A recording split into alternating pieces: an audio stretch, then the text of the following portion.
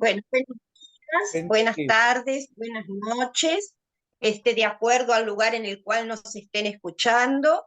Estamos en un nuevo programa de La Rueda. Vamos a tocar el tema de las elecciones, los resultados electorales y tratar de hacer desde nuestro humilde lugar un balance de ese resultado electoral. eh, Tenemos como invitado a Claudio Maraviglia, que es economista, que seguramente nos va a poder dar el enfoque desde su mirada. Estamos esperando a Walter, que es profesor de historia, que él siempre nos da un enfoque político y relacionado con la historia también. La tenemos como invitada a Marta, compañera del especial, psicóloga, y nosotras vamos a tratar entre ambas de hacer algún tipo de análisis psicosocial sobre esta situación nueva que se abre en la Argentina con este gobierno de ultraderecha que ha sido elegido en las últimas elecciones. Como siempre nos acompañan Clelia y Luisa, que creo que ellas tienen una mirada integradora que van a realizar con sus importantes aportes, ambas docentes jubiladas con una importante trayectoria dentro de la educación. Bueno, a mí, como todos los programas, me gustaría introducir con algunas cuestiones que por ahí sirven como detonante y luego vamos a ir haciendo la ronda como solemos hacer siempre para escuchar a nuestros invitados. Eh, Me surgieron, digamos, con respecto a esta nueva situación, por supuesto, luego de sobreponernos eh, del duro golpe que ha sufrido eh, la Argentina con estas elecciones. Es la primera vez en la historia de la Argentina que tenemos un gobierno de ultraderecha.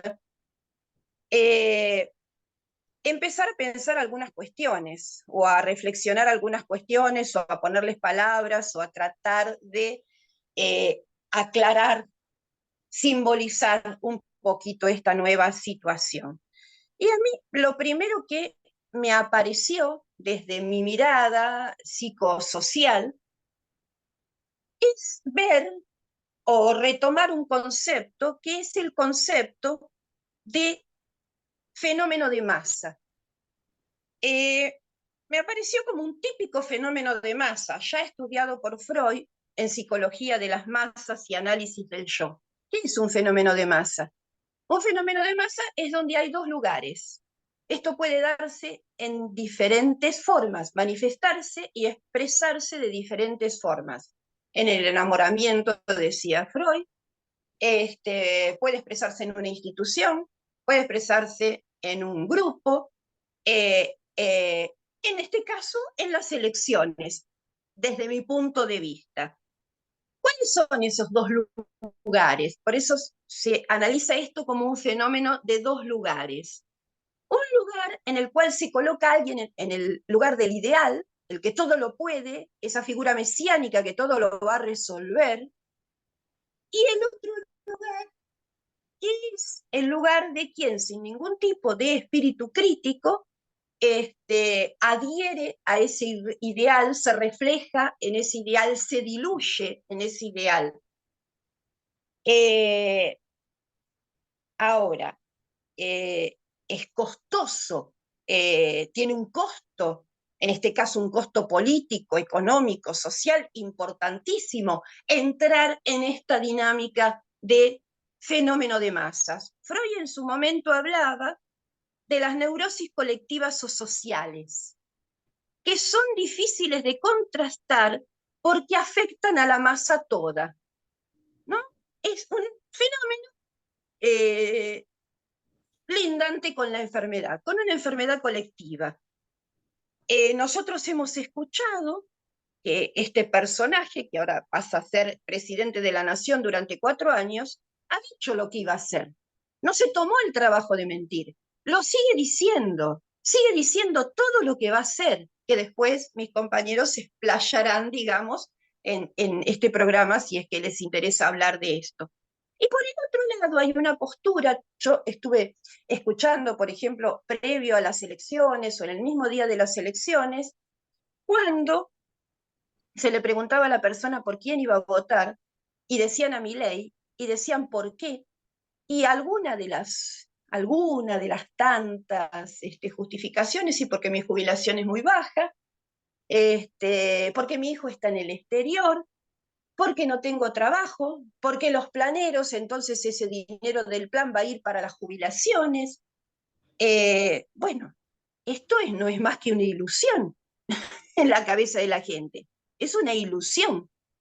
Eh, yo diría que es hasta casi un fenómeno alucinatorio, porque te están diciendo lo que van a hacer y vos igualmente suponés que esa figura mesiánica, ese ideal, ese líder te va a solucionar todos los problemas, ¿no? Bueno, a mí me parecía, digamos, importante, porque a veces cuando se analizan las cuestiones políticas, económicas, queda como todo muy restringido al ámbito económico y nos olvidamos de analizar, cosa que, digamos, no es que a algunos se le ocurrió ahora. Son cuestiones que se vienen pensando desde los años 30, cuando surgió el fascismo en Alemania, hubo análisis, hubo libros escritos con respecto a esto, por ejemplo, La psicología de masas del fascismo de Wilhelm Reich, en donde analizaba estas perspectivas psicosocial y no lo dejaba solamente excluido al ámbito de lo económico.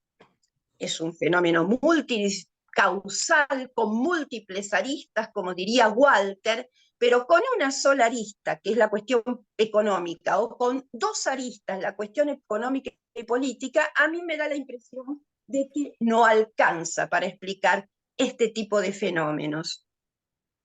Bueno, yo no quiero extenderme mucho, hay otras cuestiones que me van a quedar pendientes, que por ahí las veremos en una segunda vuelta, en una segunda ronda, que tienen que ver con el tema de la batalla cultural y que tienen que ver con el fenómeno internacional, que es la ultraderecha en este momento. Acaba de ganar Geert Wilders en Holanda las elecciones, es un ultraderechista que para poder formar gobierno va a tener que negociar con los conservadores, igual que acá, muy parecido a lo que ha estado sucediendo acá.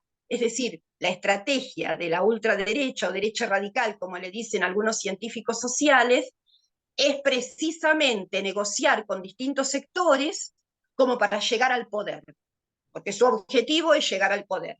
Y eso hay un movimiento internacional, eso después podemos ir aclarándolo, leyéndolo, que sucede en otros lugares del mundo también.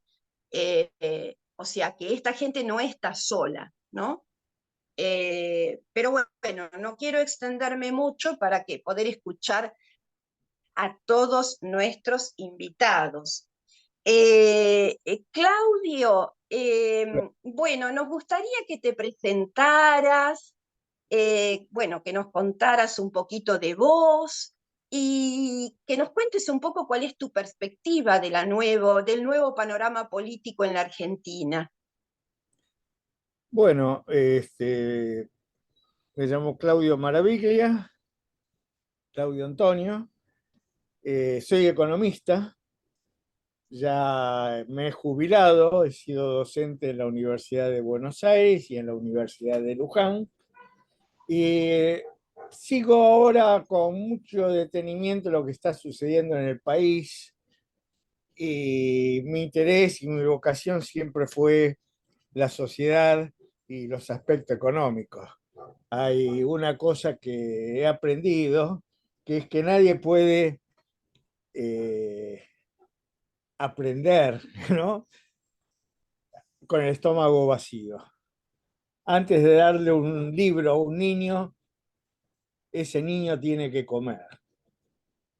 Y hasta en las batallas navales, la época de Nelson, cuando los barcos se acercaban a una batalla, lo primero que hacían era darle de comer a toda la tripulación, porque nada podemos hacer si, con el estómago vacío. Por eso yo pienso que el problema de la economía es el problema del estómago vacío.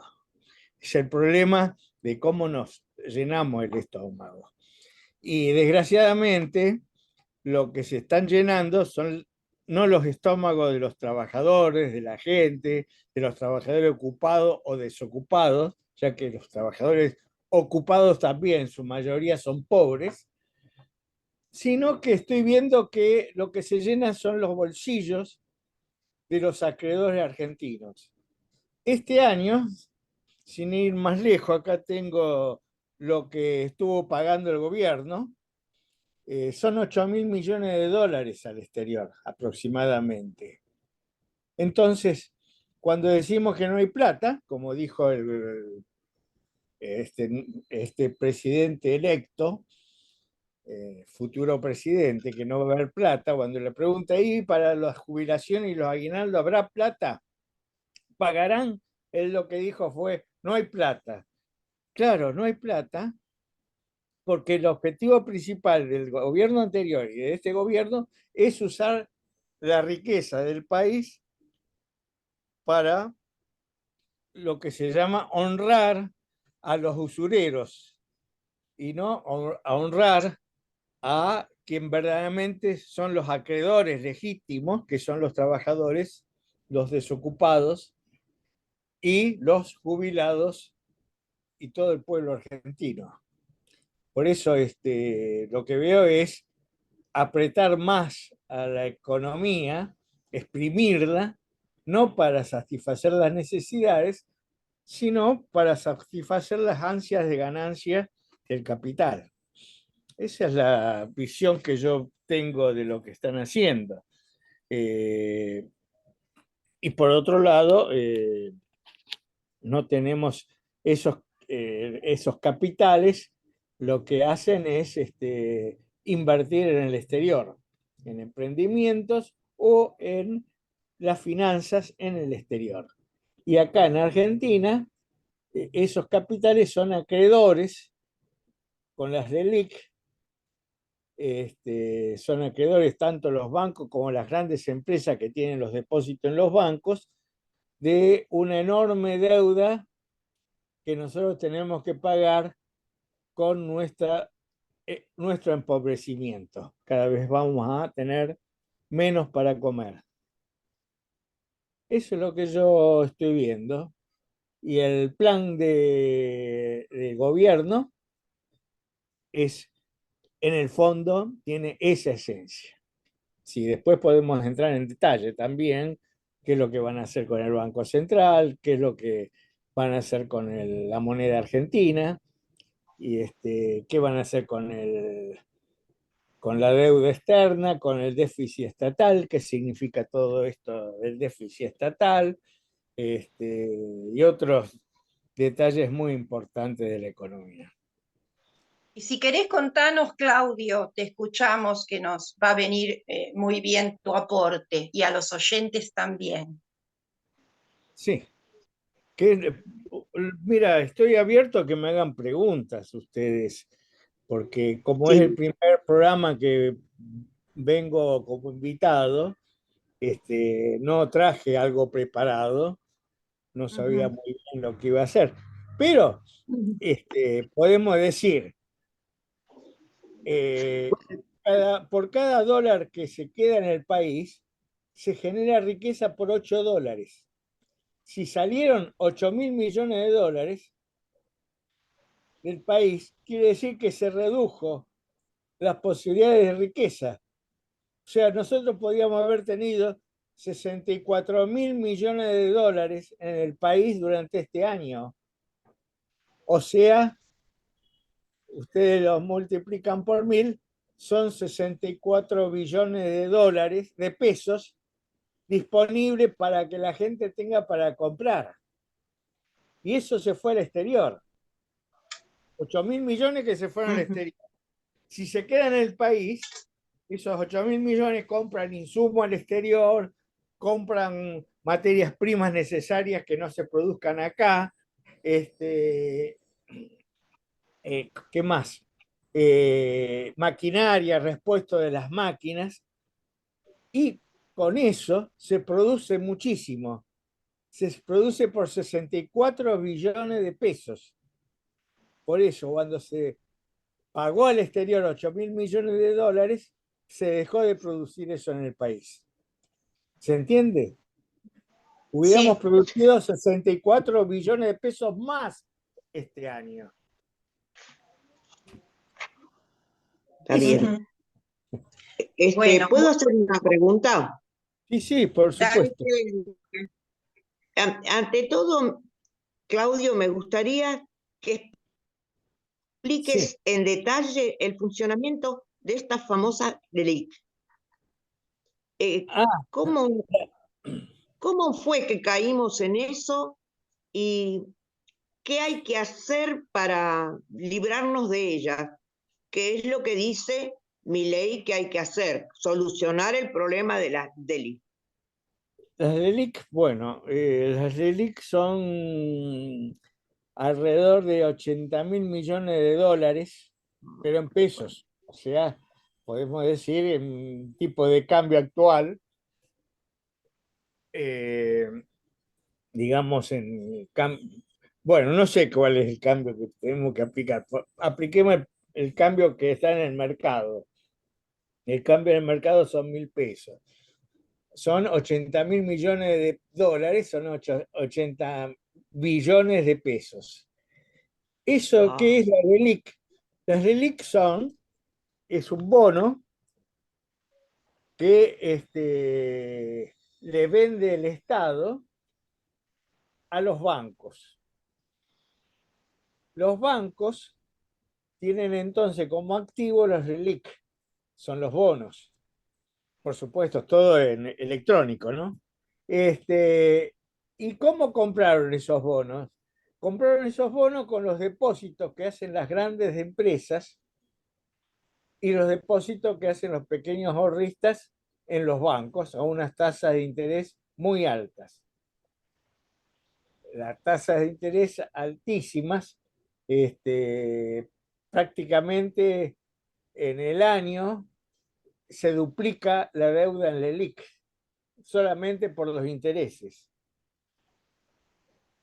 ¿Se entiende? Eh, o sea, los pesos, los intereses lo que hace es pagar también la inflación. Si hay una inflación, los intereses cubren esa inflación. Entonces tienen unos intereses altísimos.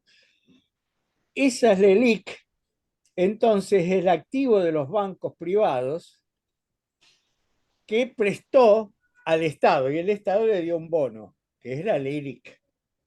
Eso es ah, el funcionamiento. O sea, el Estado le dio un pagaré, los bancos a los que tienen plazos fijos, empresas y particulares, individuos que tienen plazo fijo, le pagan intereses. Y el interés que el banco cobra que el banco paga a los que tienen el depósito a plazo fijo es menor que la tasa de interés que pagan el Estado al banco. La diferencia es la ganancia del banco. claro. Si el banco le cobra realmente en dólares un 10% anual al Estado y paga 7% anual al plazo fijo, está quedándose con el 3%. Bueno, para algo existen los bancos. Es un Nadie negocio de los pondría un bancos banco. enorme. Es un negocio de los bancos enormes y, Claro. esto está enganchado con el problema del déficit estatal y eso está enganchado con los impuestos y con la deuda externa, sobre todo con la deuda externa. El Estado tiene un déficit porque paga al exterior y no tiene para pagarle a la gente. Entonces, para pagar el exterior esos 8.000 millones de dólares, el Estado se deuda internamente. Ese es lo que el origen de las LIC. No hay otro origen. Claudio, ¿y cuál es la salida que proponen estos tipos y cuál salida pensás vos que sería acorde a favor del pueblo, digamos, o a favor de la población? Partiendo de la Eh, base que son intereses diferentes, contrapuestos. por supuesto, estamos totalmente de acuerdo. Y hay que decir, lo que viene a hacer este gobierno es una ilusión que tiene siempre los partidos políticos que defienden los intereses empresariales, de la gran patronal, que es la ilusión de que bajando los salarios van a venir capitales, esos capitales van a invertir, el país va a vender cada vez más al exterior, va a haber grandes ganancias de los capitales y como tienen más ganancias van a poder pagar mejores sueldos. Y entonces todo se soluciona, va a haber más trabajo, más sueldos. Y esa es la ilusión que ellos tienen, que nunca se cumple, porque es una ilusión, está lleno de errores. Lo único bueno es que las ganancias son reales para ellos, el resto no.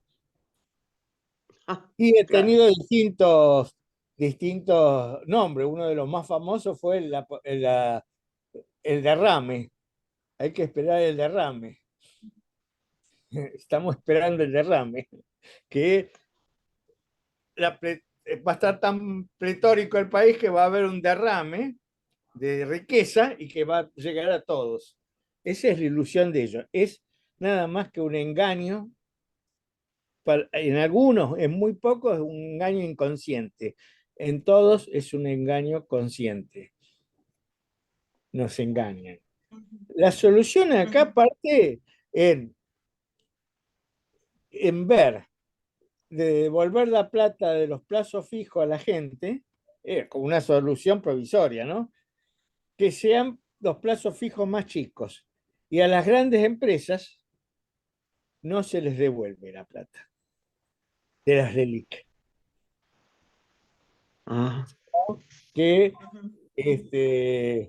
solamente se va a usar esa plata de las LELIC para la compra de lo necesario para el funcionamiento de las empresas y para el pago de sus sueldos. La segunda cuestión, que es muy importante, es la unificación de los bancos en un banco único nacional. Verdaderamente el sistema bancario funciona como un solo órgano. Ahí están los cajeros Link, los cajeros Banelco, el clearing, los préstamos interbancarios, todo eso muestra que es un solo gran banco. Entonces hay que unificar todo el sistema bancario y ponerlo en manos de los trabajadores y de los trabajadores que son los técnicos y los trabajadores que están en las casas y en los lugares de trabajo. La otra cuestión es también el comercio exterior, para impedir la salida de los capitales del exterior. ¿Verdad? Eso es nacionalización de la banca, el comercio exterior, en manos de los que son verdaderamente interesados en las necesidades de la población, que son los trabajadores. Y el no pago la deuda externa. Y acá me quiero detener. El no pago de las deudas externas posibilita las compras de cosas necesarias para el país, para la producción. Se nos abren los mercados. Claudia, disculpa que te interrumpa un minutito. Clelia, ¿podés cerrar el micrófono? Porque hay mucho ruidito y después por la radio no se va a escuchar bien todo lo que tan interesante que nos está comentando Claudio. Cerremos el micrófono y dejemos a... Sí.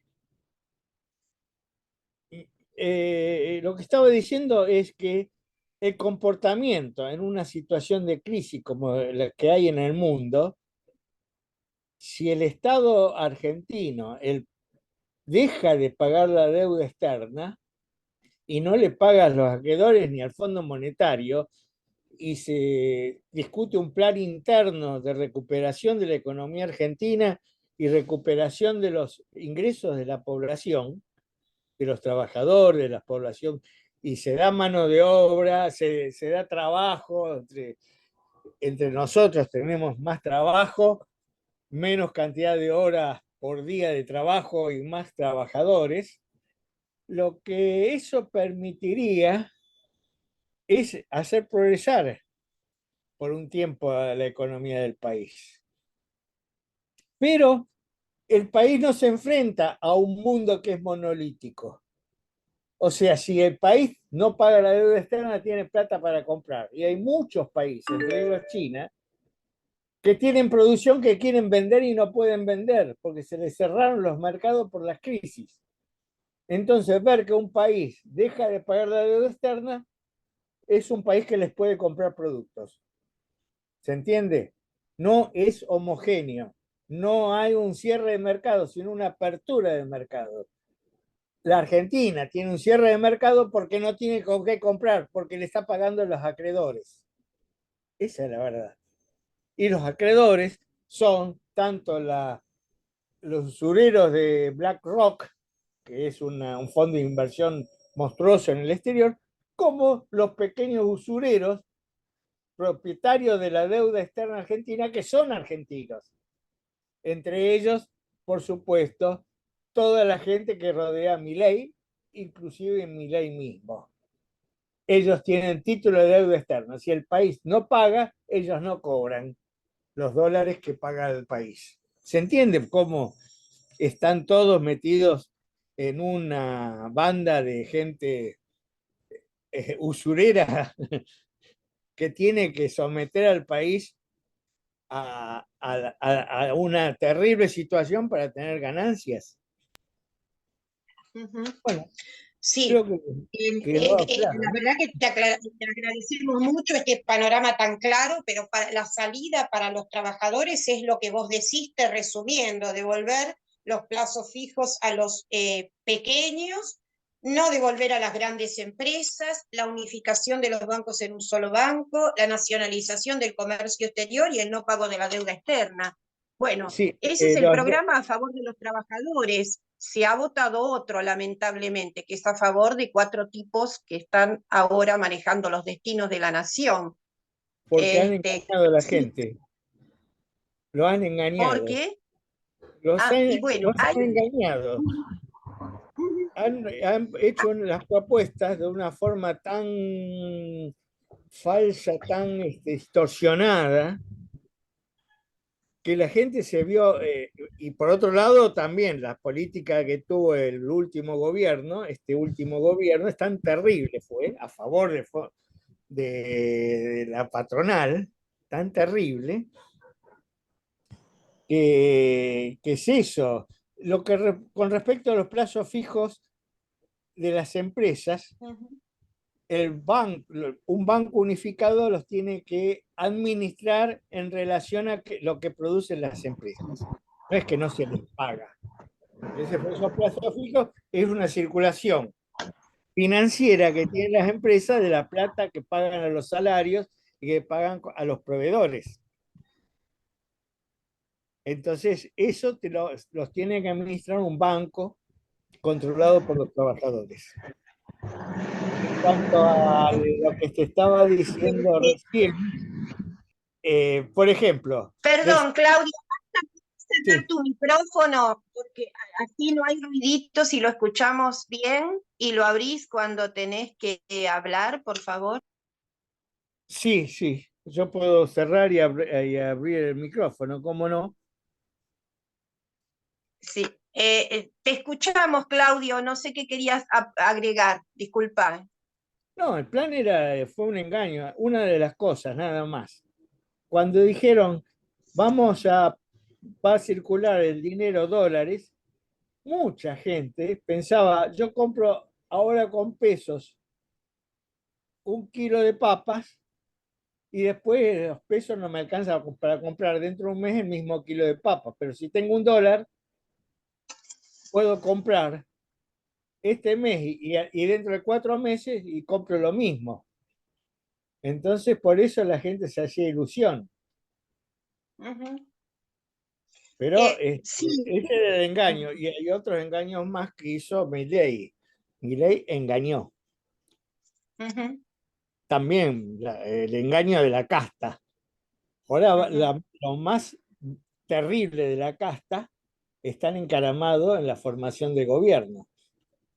Macri, Bullrich, este, Caputo, eh, y todos los más terribles de la casta.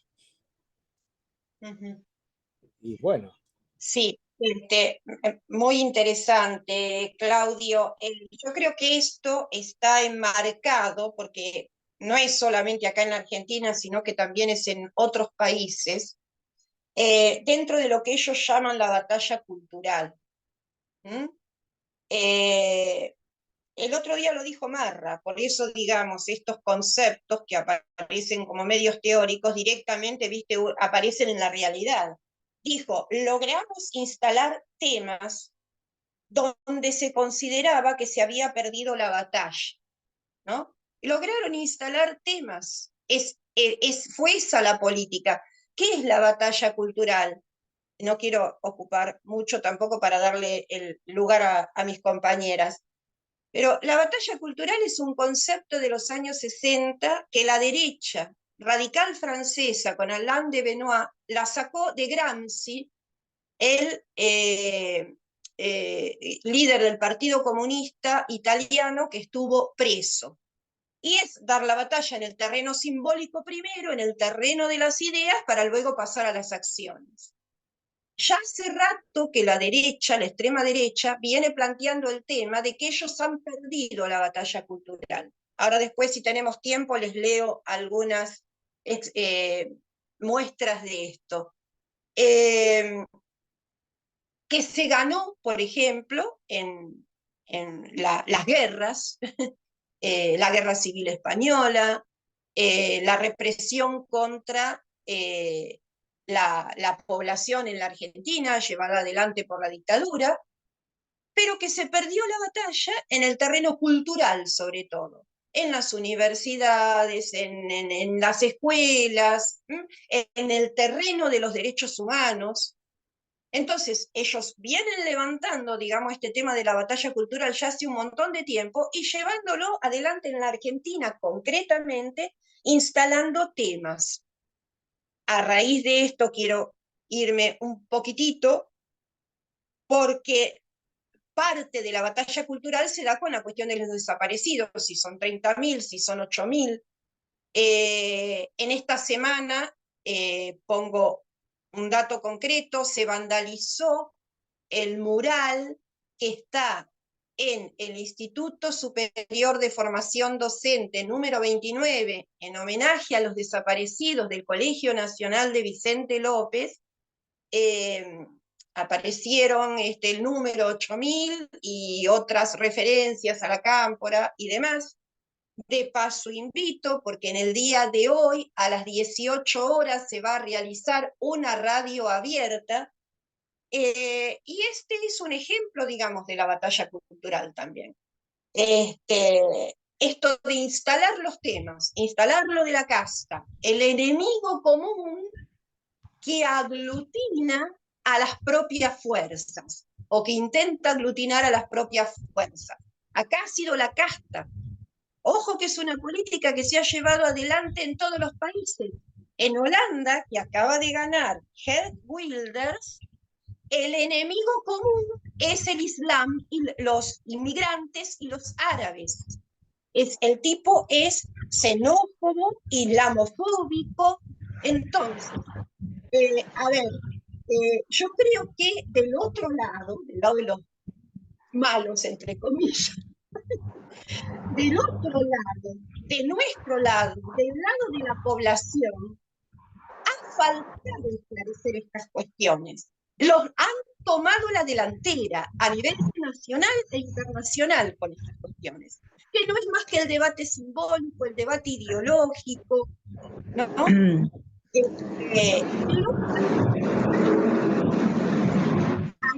Cuestiones psicosociales, a estas cuestiones simbólicas, a estas cuestiones culturales, se ha quedado atrás. Por eso tanto llamó la atención que se violara el nunca más, un acuerdo que parecía inviolable en la República Argentina, porque se hizo mucho en un principio y luego es como que quedó, se diluyó, ¿no? Bueno, habría que ver después el rol. ¿Puedo aportar algo, Liliana?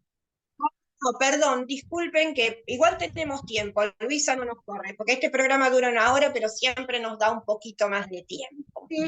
Sí, por favor, Mar, te escuchamos. Porque yo estoy escuchando sobre técnica y teoría, y realmente existe toda una teoría con respecto a la economía, toda una teoría con respecto a la psicología, y esta gente de ultraderecha maneja la teoría de la economía, la teoría de la psicología, y lo que nos tenemos que preguntar es qué técnica han utilizado, cómo se manejaron con las masas. Y yo lo que veo es que, por ejemplo, en el discurso de Milei, hablaba para unos, hablaba para otros, y se contradecía con lo que decía, porque la gente escucha lo que quiere escuchar. Eso lo sabemos. Entonces, se empiezan a diversificar los temas y a discutir pequeñas cosas, y la gente pierde un poco esto que explicaba Claudio de la economía, que está muy claro cómo se manejan, y eso lo pierde la gente. Entonces, distraen a la gente tratando distintos temas, que como vos dijiste, estaba cerrado el tema del nunca más, pero en realidad para mucha gente no es un tema importante, ya está resuelto, pero hay otros que todavía les quedaba esa idea. Entonces, si vos te pones a hablar de eso, te pones a hablar de otra cosa, se pierde lo que está pasando. El empobrecer a la población también es una técnica. No es casualidad que la empobrezcan, porque la población sin comida en la panza no piensa. Entonces, se la maneja mejor.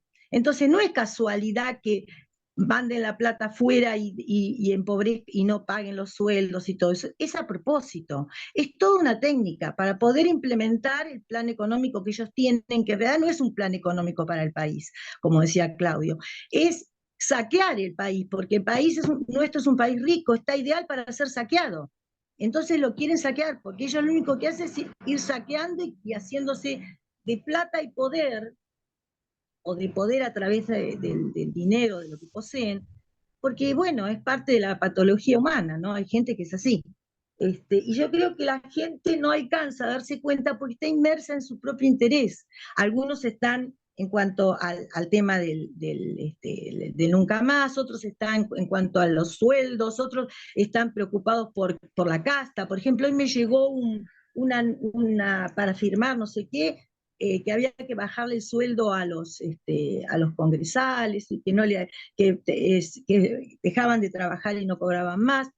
Y en realidad, ¿a quién le interesa eso? O sea, al que cree que con eso va a cobrar más, pero en realidad porque piensa que de ahí se va la plata, porque es lo que le dijeron, cuando la plata se fue por otro lado, como explicaba Claudio, y como la plata se fue en los préstamos, que se le pide al exterior y a los bancos nuestros, o sea que siempre se están pidiendo préstamos en lugar de hacer que el país produzca, tratan de que no, quieren vender vaca muerta, quieren vender aerolíneas argentinas, la gente no está preocupada por eso, porque no le importa si venden aerolíneas argentinas, quiere que le paguen un buen sueldo. Entonces, todos los temas que tiró, si vas a ver, se contradicen, porque en realidad no es nada de lo que dice que va a hacer, que lo va a hacer o no de acuerdo a las conveniencias de ellos, nada más, no de la gente. Eso es lo que pasa. Hay toda una técnica que está utilizando la derecha, creo que tienen muchos asesores en economía y en psicología. Han recontraleído psicología de las masas, saben cómo manejar la gente. Y lo están aplicando en todo el mundo porque el mundo se globalizó. Antes en el mundo había tribus, después se armaron países, y entonces a medida que se va armando, se arma también el que maneja eso, o sea, cómo manejarlo. Los que pueden alcanzar grandes cantidades de dinero. Y bueno, cada época tiene su forma de hacerlo, pero pasó esto ahora. Para mí pasó esto, la gente está en cada uno en lo suyo y cada uno está peleando por lo que cree que está peleando, y en realidad no es así. Por eso votaron como votaron. No sé, pero para mí es la técnica, que la gente de por sí no tiene técnica, se agrupa por intereses en común, y acá lo que hizo fue diversificar los intereses, por eso la gente no está agrupada. Bueno, pero me parece muy importante lo que vos aportás, Marta, pero esa técnica hay que visibilizarla, hay que desnudarla. Claro, Estrategias sí. desde la escuela hasta los medios de comunicación alternativos, hasta las organizaciones sociales, tienen que desnudar todo este entramado de engaños, ¿no? Es que hay que hablar de eso, hay que hablar de eso. Perdóname, ¿me escuchás? Hola. Hola. Sí, te escuchamos bien, Martita, te escuchamos bien, Lili, tal vez. Yo le Entró decía Walter, a ¿eh? Buen día, Walter Sánchez. Es lo último que digo. Yo le decía a Lili, cuando te mandan para discutir sobre si el congresal tiene que cobrar o no, yo le contestaría, a mí ese tema me parece que no es el que está en discusión, sino lo más importante es qué están haciendo con Vaca Muerta y con las aerolíneas argentinas, qué están haciendo con la economía del país. Uno se distrae en esos detalles, que en este momento no es importante si le pagan más o menos, es importante que están fugando la plata. Y la gente eso no lo puede ver. Entonces, no engancharse en las discusiones pequeñas. Bueno, gracias, Marta. Clelia, te escuchamos y buen día, Walter. Luego vamos a ver qué nos decís de tu lugar. Clelia, ¿tenés cerrado el micrófono?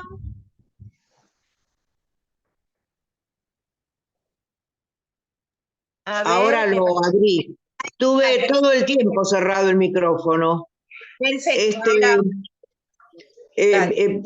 Pienso que justamente, y resumiendo lo que ha dicho Marta, Claudio fue clarísimo, detrás de todos estos disfraces que vemos de todas clases, esta idea de la cultura, tanto que se habla del adoctrinamiento, ya estoy cansada de escuchar que a los chicos se los adoctrina y que eso tiene que terminar, relacionado con la cuestión de la batalla cultural que hablaba Liliana, pero detrás de todo eso, la verdad, en el fondo, lo único que hay son intereses económicos.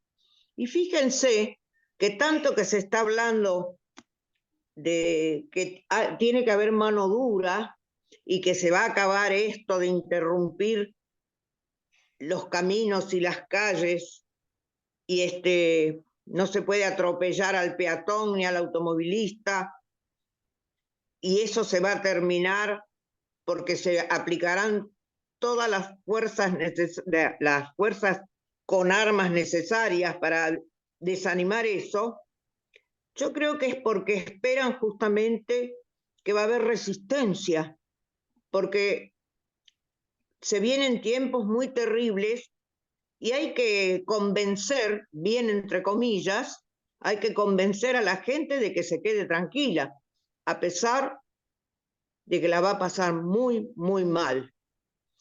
Realmente vivimos en un sistema tan, bueno, voy a usar una palabra, tan prehistórico, tan irracional, tan estúpido, que no me explico, todavía no me explico cómo no podemos salir.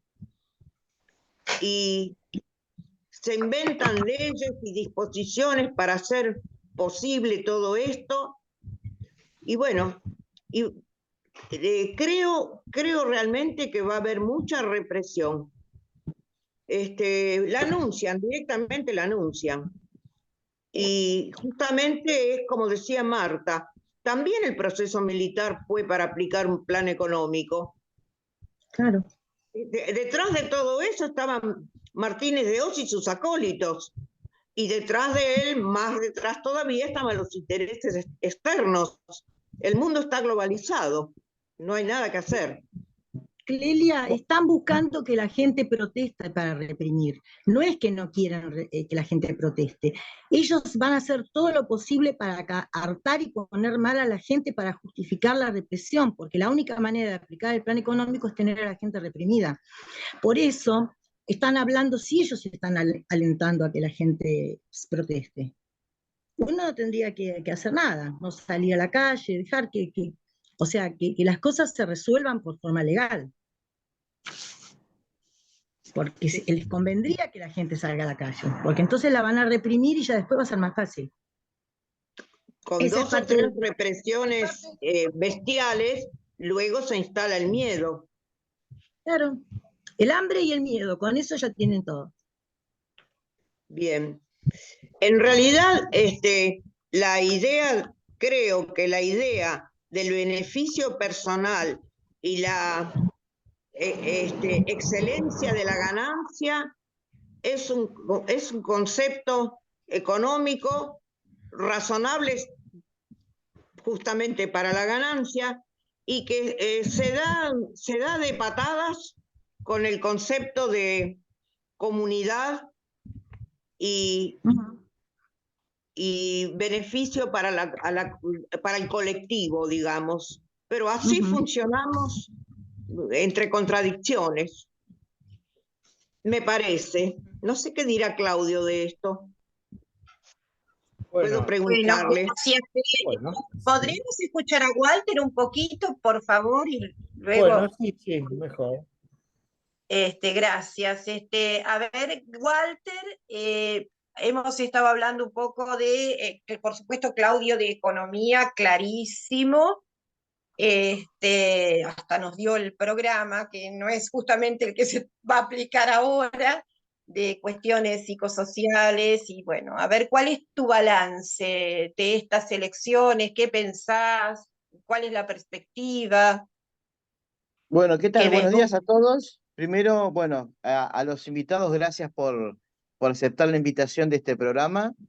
Bueno, yo los estuve escuchando, tuve en un principio acá problemas con mi celular. eh, Mientras escuchaba, a mí me venía una anécdota que me había pasado antes del balotaje y que ahora que ha ocurrido, me parece como muy ilustrativa. Miren, yo acompañaba a un compañero nuestro cuya casa había sido vandalizada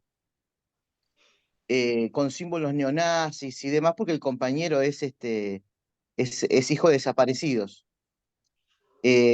Tomó todo público, así que seguramente ustedes lo conocerán, Eric Tálamo, y bueno, y lo acompañaba a hacer la denuncia a los tribunales de San Martín. Y me había tomado un Uber, porque habíamos quedado en un horario, yo no llegaba y decidí tomar un Uber.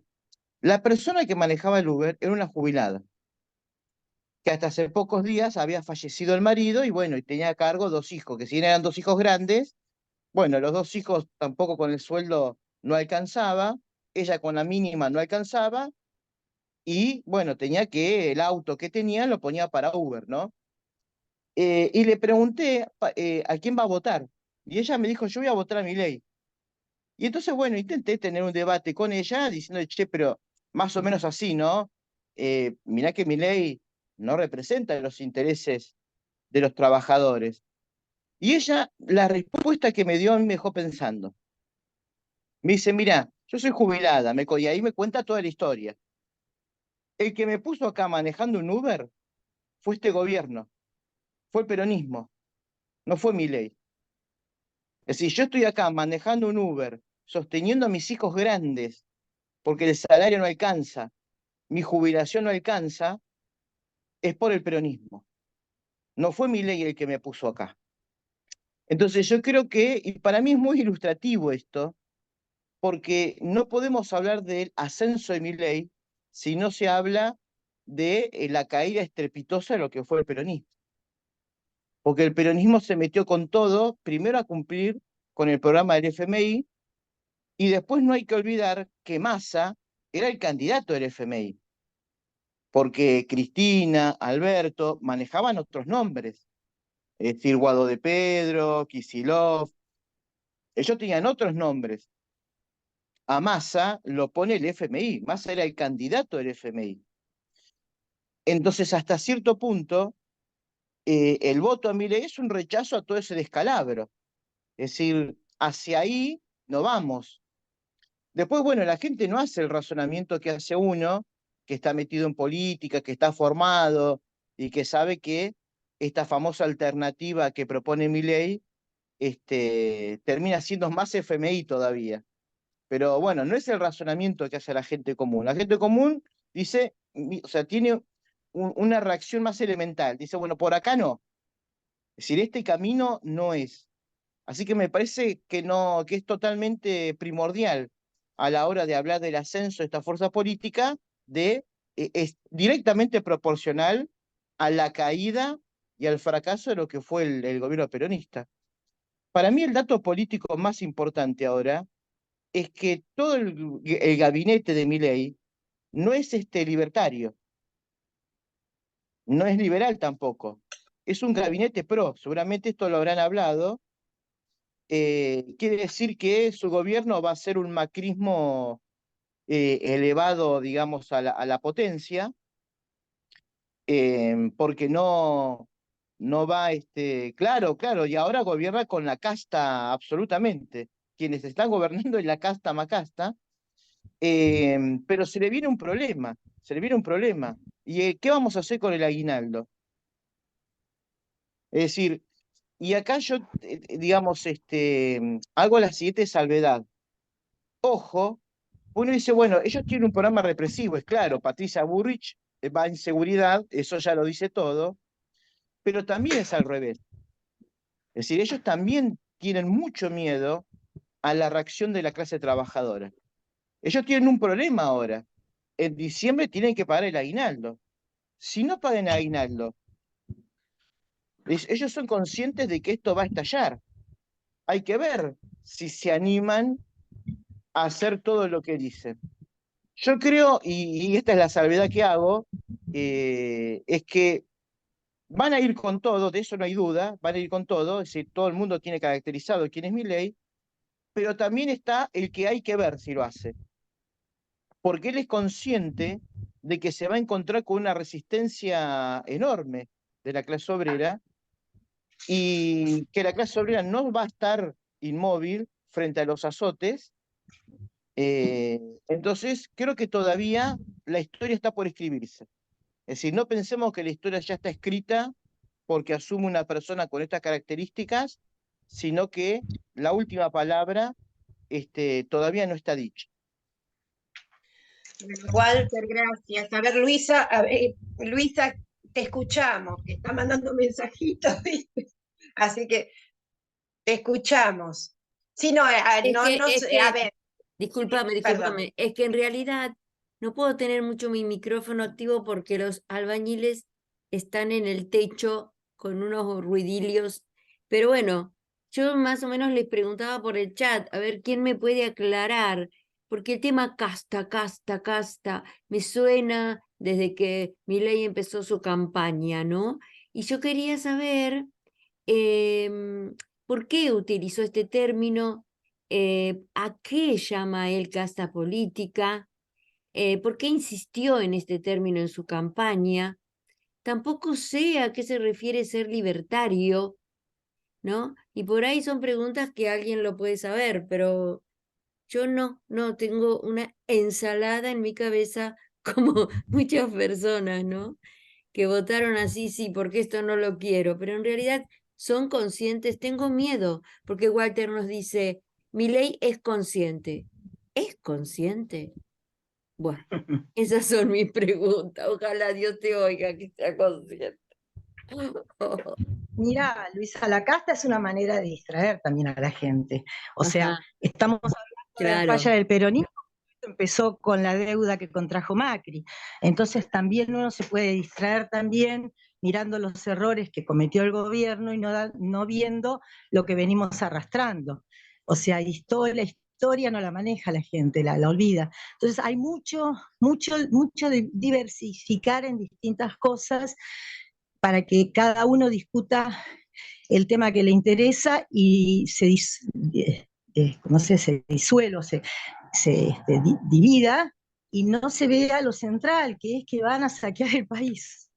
Claro, a mí me encantó cuando Claudio explicó lo de las LELIC, porque yo, ciudadana común, que no sé nada de economía, digo, ¿qué serán las LELIC? ¿Será como una cosa, como esa moneda virtual, plata virtual, ¿no? Que ¿cómo se llama, Marta? Eso que ahora, ay, no me sale ahora. Esa plata virtual que compran los chicos. El otro día una compañera me dijo, ay, no sabés, mi hija se compró no sé cuántas cosas con esa plata virtual, que ahora no me...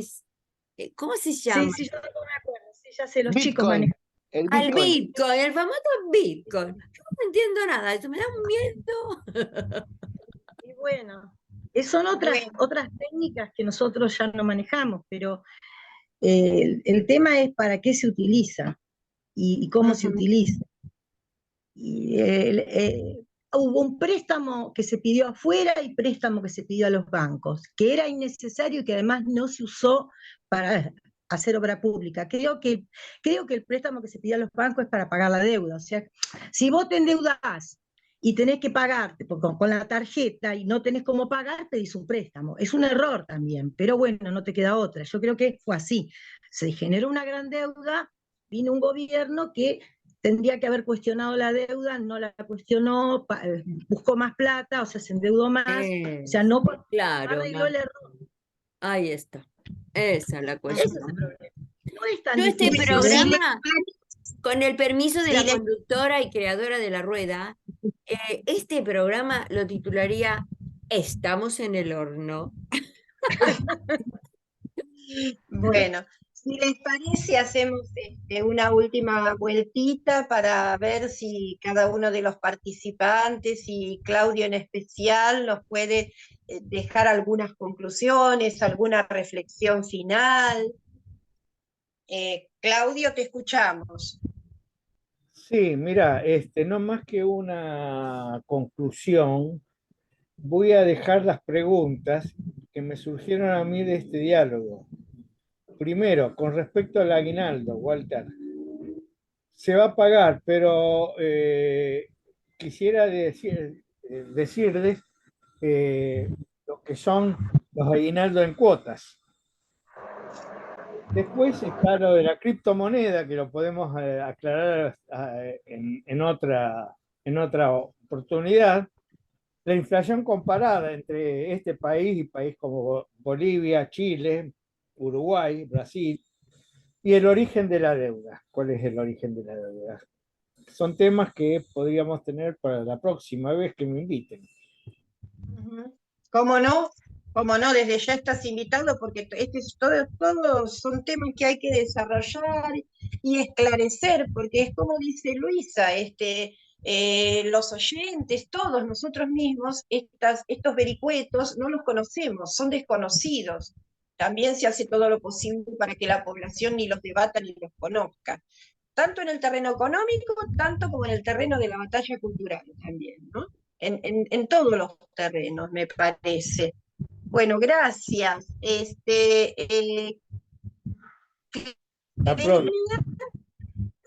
Las reflexiones finales.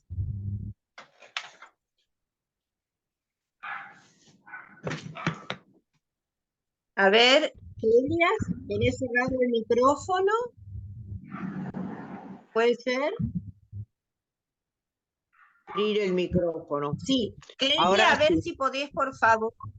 Ahí está. Bueno, ante todo quiero agradecer a Claudio la claridad de su exposición y que esté dispuesto a acompañarnos para desbrozar un poco estos temas que son tan para especialistas, digamos, aunque deberían ser más conocidos por toda la población, porque, como decía Marta, vienen escondidos detrás de toda como yo siempre digo, los disfraces los disfraces que nos distraen. Y después quería hacer un voto porque, bueno, entremos por el camino de la racionalidad para poder traer a la conciencia todo lo que está sucediendo y realmente defendiendo nuestros intereses, que son los intereses de la mayoría de la población, no de unos pocos. Nada más. Bueno, gracias, Clelia. Marta.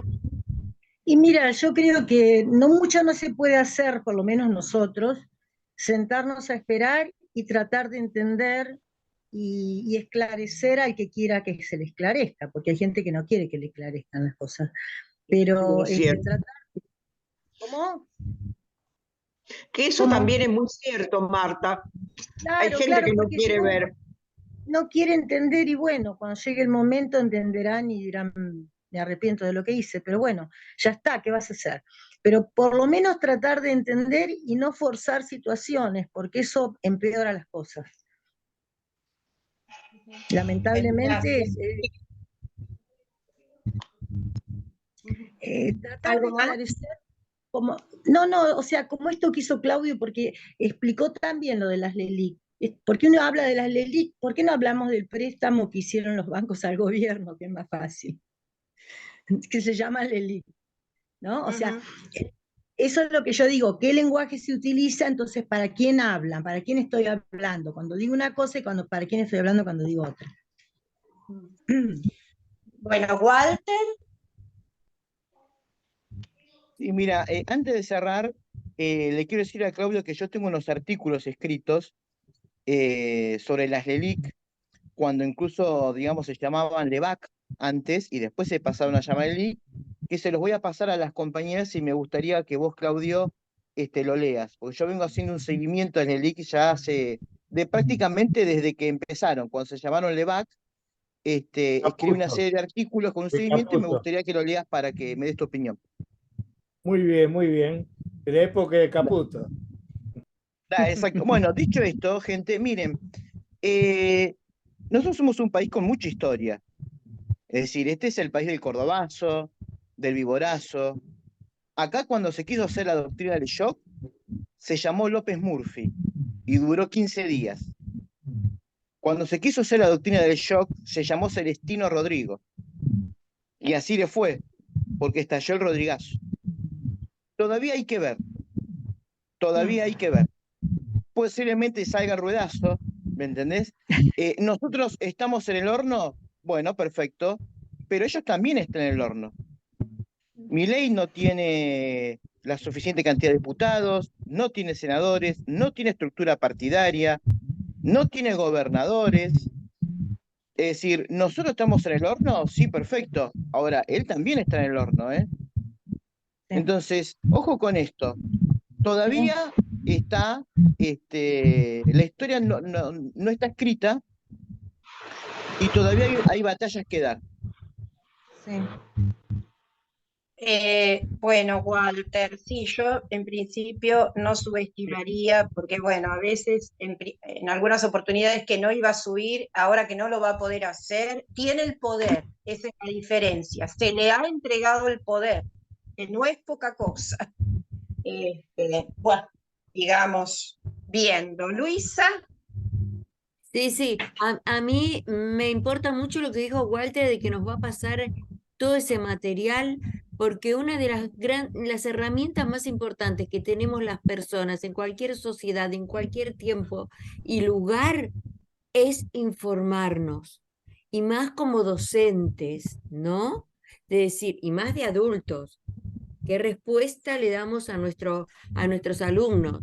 Cuando nos preguntan sobre esto, economía, nada, informarse. Así que gracias, Walter. Y bueno, excelente me pareció. Gracias, Claudio, Liliana. Aprendo mucho Bueno, con tu programa. Sí. bueno, no, agradecemos como siempre el espacio que nos otorga la Radio Conciencia Top News. Lo esperamos a Claudio, si puede ser en el próximo programa, para hablar de todas estas cuestiones, explicarle a los oyentes, a nosotros mismos, la criptomoneda, la inflación comparada, el problema de la deuda, qué va a pasar con el aguinaldo, esto del aguinaldo en cuotas. Muchas gracias por haber participado, de igual manera a Luisa, Clelia, Marta, que hoy nos vimos 2 veces en la semana, compañera del especial Conciencia, y Walter, ¿no? Como siempre con su mirada tan científica. Bueno, será hasta el próximo programa de La Rueda. Nos vemos.